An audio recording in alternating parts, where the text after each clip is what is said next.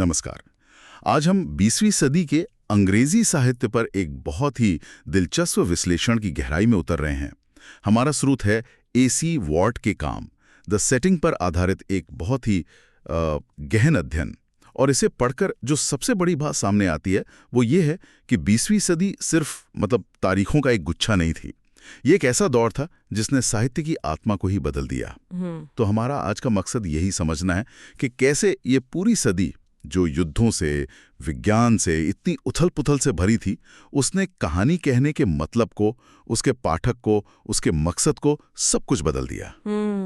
हम देखेंगे कि कैसे साहित्य जो कभी समाज को रास्ता दिखाने वाली एक मशाल हुआ करता था, वो धीरे-धीरे एक बहुत ही निजी, उलझी हुई और कभी-कभी तो बिल्कुल अकेली आवाज बन गया। बिल्कुल।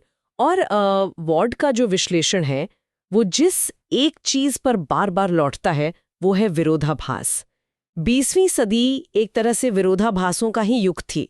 एक तरफ इंसान ने तरक्की की ऐसी छलांग लगाई जिसकी पहले कभी कल्पना भी नहीं की गई थी, गाड़ियां, हवाई जहाज, बेहतर दवाइयां। और दूसरी ही तरफ एक ऐसा गहरा आध्यात्मिक और नैतिक खोखलापन था जो पहले कभी नहीं देखा गया था। और साहित्य वो ठीक इसी कश्मकश के बीचों बीच फंसा हुआ था। यही उसकी कहानी है। तो चलिए इसी कश्मकश को थोड़ा और खोल के समझते हैं। इस विश्लेषण की शुरुआत होती है विक्टोरियन युग के अंत से। कहा गया है कि 20वीं सदी ने विक्टोरियन दुनिया से अपना नाता पूरी तरह तोड़ लिया। अब विक्टोरियन जमाना तो स्थिरता और तरक्की में यकीन का प्रतीक माना जाता है। तो फिर ऐसा क्या हुआ कि वो मजबूत दिखने वाली इमारत वो ताश के पत्तों की तरह ढह गई? यही सबसे बड़ा सवाल है ना? विक्टोरियन दुनिया की जो बुनियाद थी वो 3 चीजों पर टिकी थी। पहला, ये यकीन कि इंसान लगातार बेहतर हो रहा है और प्रगति तो होनी ही है। दूसरा, समाज में एक स्थिरता है जहां हर किसी की अपनी जगह और अपनी भूमिका है। और तीसरा, कि सही और गलत के नियम एकदम साफ हैं जिन्हें धर्म का सहारा मिला हुआ है। 20वीं सदी ने इन तीनों नींवों पर एक तरह से हथौड़ा चलाया। अच्छा। पहले विश्व युद्ध ने दिखा दिया कि प्रगति का मतलब लाखों लोगों को मारने वाली मशीन गनें भी हो सकती हैं। डार्विन और फ्रॉइड जैसे विचारकों ने उन्होंने धर्म और इंसान के खुद पर भरोसे को हिला के रख दिया। मतलब जिस जमीन पर लोग सदियों से खड़े थे वो पैरों के नीचे से खिसक गई।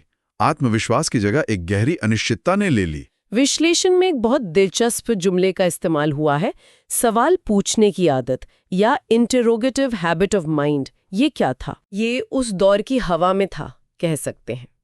इसका मतलब है कि लोगों ने हर चीज पर सवाल उठाना शुरू कर दिया।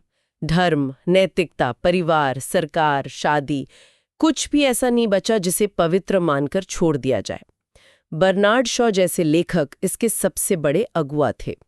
उनका मानना था कि समाज को अपनी हर मान्यता को शक की निगाह से देखना चाहिए, उसे परखना चाहिए, और अगर वो खोखली है तो उसे गिरा देना चाहिए। सुनने में तो ये बहुत अच्छा लगता है, एक तरह की बौद्धिक आजादी।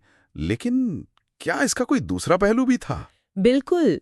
जब आप हर पुरानी चीज को गिरा देते हैं तो एक खालीपन पैदा होता है। आसान जवाब वो खत्म हो जाते हैं। अगर कोई तयशुदा सही गलत नहीं है तो इंसान किस चीज के सहारे जिएगा? तो इसी सवाल पूछने की आदत ने लोगों को आजाद तो किया, लेकिन साथ ही उन्हें आध्यात्मिक तौर पर अकेला और भटका हुआ भी छोड़ दिया।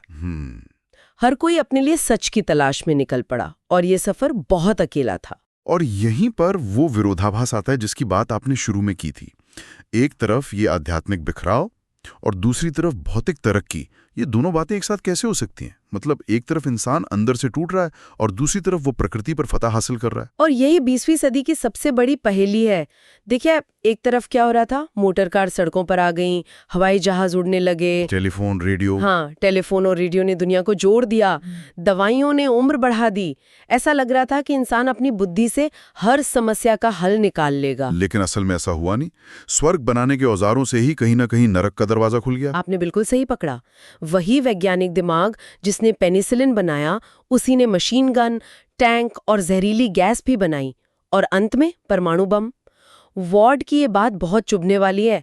हमारी वैज्ञानिक शक्ति तो रॉकेट की तरह आगे बढ़ी, लेकिन हमारा नैतिक विवेक और हमारी समझ वो कछुए की चाल से भी पीछे रह गई। सही। हम चीजें बनाने में माहिर हो गए, लेकिन उनका इस्तेमाल कब, क्यों और कैसे करना है ये सीखने में नाकाम रहे।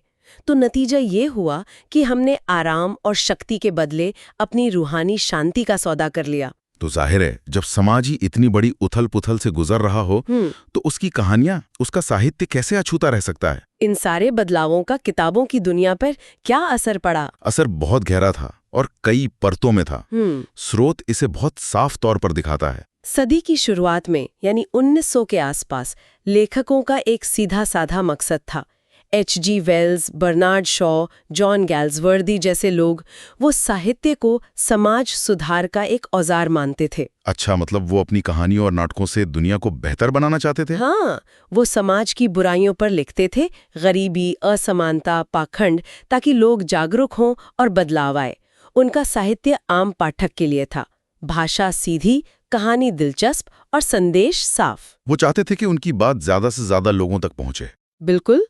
साहित्य एक तरह का पब्लिक फोरम था, जहां बड़े मुद्दों पर बहस होती थी। लेकिन फिर कुछ ऐसा हुआ जिसने इस पूरे रिश्ते को ही तोड़ दिया। विश्लेषण में 1922 को एक बहुत बड़ा मोड़ बताया गया है। ऐसा क्या खास था उस साल में? 1922 साहित्य के इतिहास में एक धमाके जैसा था। उस साल 2 बहुत ही अहम किताबें छपीं, जेम्स जॉयस की यूलिसिस और T.S. एलियट की कविता द वेस्टलैंड। इन दोनों ने साहित्य लिखने और पढ़ने के सारे पुराने नियम तोड़ दिए। यहीं से मॉडर्निज्म यानी आधुनिकतावाद की असल शुरुआत मानी जाती है। आधुनिकतावाद सुनने में तो लगता है कि कुछ नया और बेहतर होगा, लेकिन विश्लेषण इसे कुछ अलग ही नजर से देखता है। ये पहले के साहित्य से इतना अलग कैसे था? जमीन आसमान का फर्क था। इसने सीधी साधी शुरू से अंत तक चलने वाली कहानी को नकार दिया। ये साहित्य खंडित था, टूटा हुआ, ठीक उसी तरह जैसे युद्ध के बाद की दुनिया टूटी हुई थी। अच्छा। इसमें सीधे सीधे कुछ कहने के बजाय प्रतीकों और इशारों का इस्तेमाल होता था और इसे समझना बेहद मुश्किल था। ये अब सबके लिए नहीं था।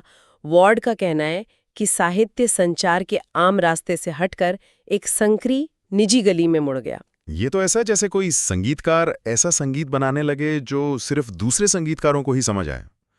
क्या इन लेखकों को इस बात की परवाह नहीं थी कि उन्हें कोई पढ़ भी रहा है या नहीं? ये बहुत अच्छा सवाल है। T.S. एलियट जैसे विचारक और वर्जीनिया वुल्फ जैसे लेखकों वाले ब्लूम्सबरी ग्रुप का उनका साफ तौर पर मानना था कि कला को लोकप्रिय होने की जरूरत नहीं है। उनका तर्क था कि सच्ची कला जटिल होती है और उसे समझने के लिए एक खास तरह की बौद्धिक तैयारी चाहिए। वो आम जनता की पसंद को शक की निगाह से देखते थे। तो एक तरह से वो जानबूझकर एक ऐसा साहित्य रच रहे थे जो आम पाठक की पहुंच से बाहर था। तो कहानी अब बाहर की दुनिया में नहीं बल्कि किरदार के दिमाग के अंदर चल रही थी। बिल्कुल, किरदार के दिमाग के अंदर चलने वाले उलझे हुए विचारों और भावनाओं में। तो एक खाई बन गई। एक तरफ थे गंभीर प्रयोगधर्मी कलाकार और दूसरी तरफ आम जनता जो शायद बस एक अच्छी कहानी पढ़ना चाहती थी। ये खाई तो बहुत बड़ी रही होगी। बहुत बड़ी, और ये आज तक पूरी तरह से भरी नहीं है, कह सकते हैं। लेकिन कहानी यही नहीं रुकी। 1930 के दशक में जब यूरोप पर फासीवाद का साया मंडराने लगा तो साहित्य ने एक और पलटी खाई। कई लेखकों को लगा कि जब दुनिया जल रही हो तो कला की बारीकियों पर बात करना वो बेमानी है। लेकिन क्या मुश्किल समय में कलाकारों की ये जिम्मेदारी नहीं है कि वे राजनीति पर अपनी राय रखें? क्या चुप रहना सही होता? बिल्कुल, और यही उस दौर के लेखकों के सामने सबसे बड़ा सवाल था।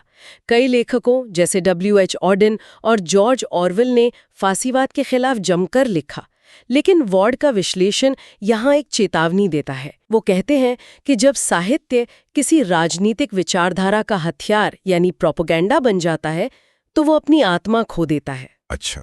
फिर उसका मकसद कलात्मक सच खोजना नहीं बल्कि एक तयशुदा संदेश का प्रचार करना रह जाता है। कल्पना की आजादी पर विचारधारा हावी हो जाती है। तो पहले साहित्य समाज सुधार का औजार था, फिर वो बहुत निजी और मुश्किल हो गया, और फिर वो राजनीतिक नारेबाजी का मंच बन गया। ये तो बहुत बड़ा सफर है। और ये सब दूसरे विश्व युद्ध से पहले की बात है। युद्ध के बाद क्या हुआ? स्रोत में वेलफेयर स्टेट यानी कल्याणकारी राज्य का जिक्र है, उसका क्या असर पड़ा? हाँ, और यहाँ एक और दिलचस्प विरोधाभास सामने आता है। दूसरे विश्व युद्ध के बाद ब्रिटेन में वेलफेयर स्टेट की स्थापना हुई। सरकार ने लोगों को सामाजिक सुरक्षा दी, सबके लिए स्वास्थ्य सेवा, शिक्षा, बेरोजगारी भत्ता। यानी लोगों की रोटी, कपड़ा और मकान की बुनियादी चिंताएं वो काफी हद तक दूर हो गईं। तो फिर तो लोगों में संतोष होना चाहिए था, लेकिन हुआ इसका उल्टा। हाँ, यही तो विरोधाभास है। लोगों को सुरक्षा मिली, जरूरतें पूरी हुई और वो बेचैन हो गए। बेचैन? ऐसा क्यों? क्योंकि भौतिक सुरक्षा आध्यात्मिक खालीपन को नहीं भर सकती। जब लोगों को जिंदा रहने के लिए संघर्ष नहीं करना पड़ा, तो उनके सामने ये सवाल और बड़ा होकर खड़ा हो गया कि जीने का मतलब क्या है।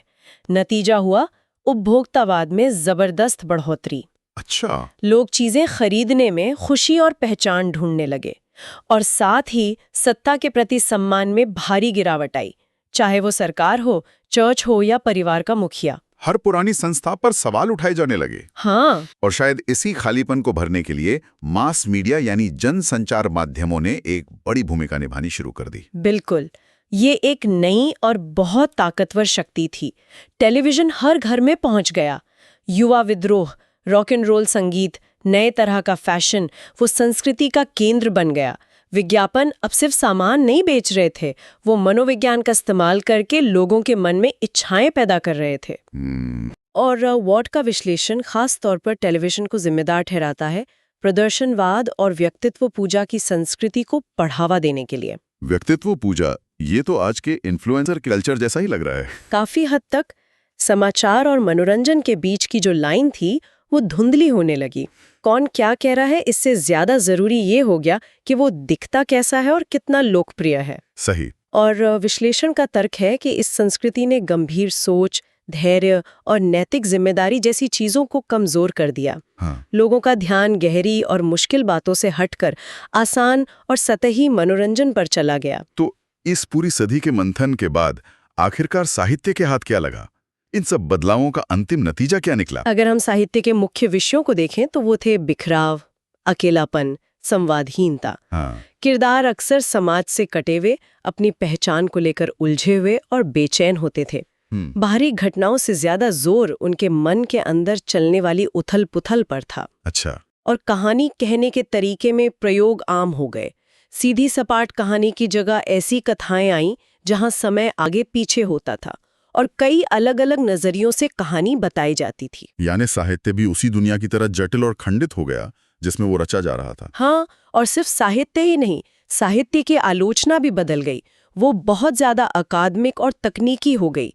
ऐसी भाषा का इस्तेमाल करने लगी जो आम पाठक की समझ से बाहर थी। हाँ। यानी किताबों पर बात करने वाले लोग भी आम लोगों से दूर हो गए। ये भी साहित्य के आम जीवन से कट जाने का एक और सबूत था। तो अगर हम इसे समेटें, एसी वॉर्ड का विश्लेषण 20वीं सदी को एक ऐसे दौर के रूप में दिखाता है जहां इंसान ने एक हाथ से अभूतपूर्व सफलताएं हासिल की और दूसरे हाथ से अपनी आध्यात्मिक जमीन खो दी।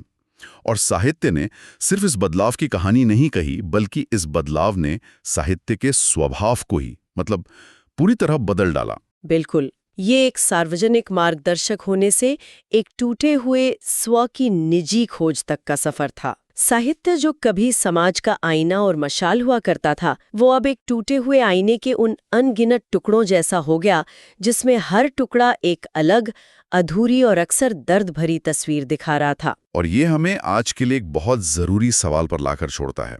स्रोत का तर्क है कि 20वीं सदी में टेलीविजन जैसे जनसंचार माध्यमों ने गंभीर बौद्धिक बहस को कमजोर करना शुरू कर दिया था। आज हम एक ऐसे युग में हैं जहां मीडिया उससे कहीं ज्यादा ताकतवर और व्यक्तिगत हो चुका है। हर किसी की जेब में एक स्क्रीन है जो लगातार हमारा ध्यान खींच रही है। तो सोचने वाली बात यह है कि हमारे अपने युग का ये मीडिया कहानी कहने के उद्देश्य और रूप को आज कैसे बदल रहा है? क्या हम उसी बिखराव को और बढ़ते हुए देख रहे हैं, या इस शोर के बीच से कोई बिल्कुल नई तरह की कहानी जन्म ले रही है?